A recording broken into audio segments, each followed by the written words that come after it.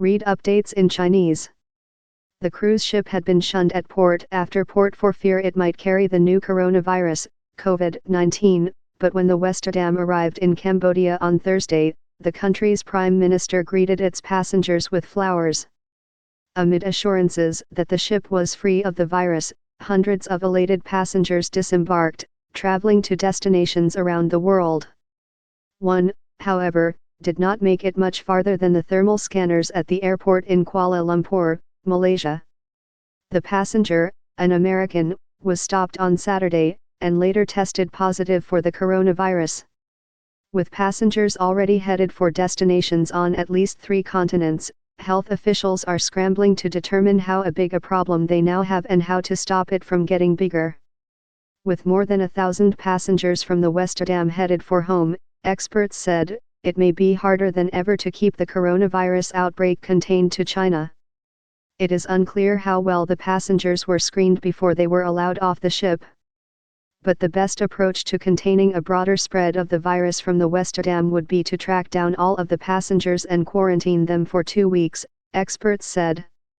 China's National Health Commission on Monday morning reported 2,048 new cases of coronavirus and 105 new deaths over the previous 24 hours. The death toll dropped from the previous day, when 142 deaths were reported, though the number of new infections remained steady. Updated February 10, 2020. The vast majority of cases and deaths have occurred in Hubei province, where the outbreak began, though the Commission's latest announcement also reported 3 deaths in neighboring Henan province and 2 in Guangdong, the province next to Hong Kong. In all, more than 70,500 people have been infected in China and 1,770 have died so far. 4 others have died outside of China, as of Sunday night. The virus has infected more than 71,300 people in China and 25 other countries. Airbus is slowly restarting its assembly line in China. General Motors began limited production on Saturday. Toyota planned to follow on Monday. Fitfully and painfully, and with some worried prodding from Beijing, China is trying to reopen for business. The world's second-largest economy practically shut down 3 weeks ago when the coronavirus outbreak sickened tens of thousands, unexpectedly lengthening a Chinese holiday. The freeze set off warnings that the global economy could be in jeopardy if the world's preeminent manufacturing powerhouse stayed shut for long. Now, as some factories rumble back into action, the monumental task of restarting China is becoming clear. China's efforts to contain the virus are clashing with its push to get the country back to work, requiring the country's leaders to strike a balance between keeping people safe and getting vital industries back on track. Japan's economy shrank in the last 3 months of 2019 after a devastating typhoon and a tax increase on shoppers. Now the coronavirus threatens to put the world's third-largest economy after the United States and China into its first recession in 5 years.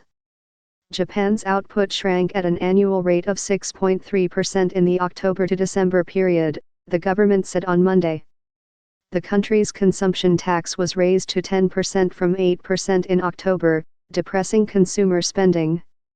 Days after the tax increase went into effect, Typhoon Hagibis slammed into Japan, causing enormous damage and further suppressing economic activity. Even before that, Japan's exports had been hit by slowing growth in China, which has been dealing with a trade war with the United States. Government officials had hoped that these issues would ease in the new year. But that rosy outlook predates the worst of the coronavirus outbreak, which the figures released on Monday don't reflect. The coronavirus has closed many of the Chinese companies that buy parts and equipment from Japan. It has also stopped the flow of Chinese tourists to Japan. A recession is defined as 2 consecutive quarters of shrinkage. Depending on how long the outbreak lasts, the broader global economy could suffer as well.